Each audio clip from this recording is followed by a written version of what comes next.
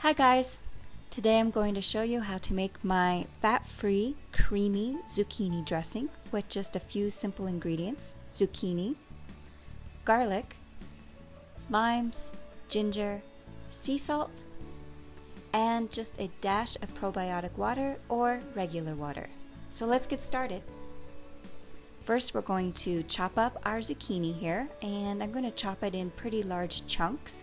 I'm not going to use all of it, so whatever doesn't fit in my little blender cup, I'll just set aside and use another time. Next is my ginger here. Personally, I really like 3 slices. That's right for me. You can add or subtract as much ginger as you wish.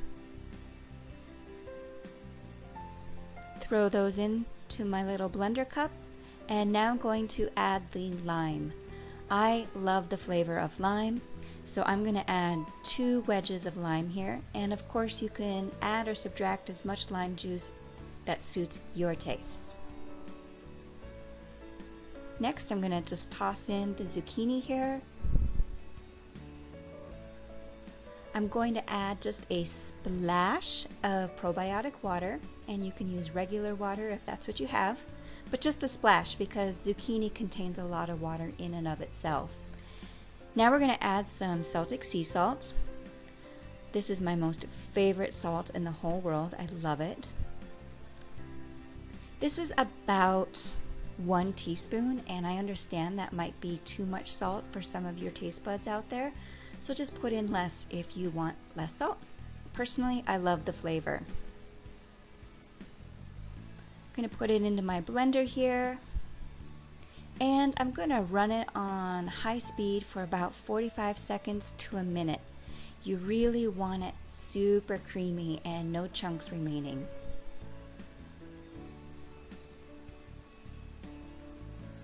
Alright, voila, it's done. I'm going to just open this up here. Take a look-ski. Looks perfect. Going to have a little taste. Yum! Love it, so good. Alright, so let's get it on the salad.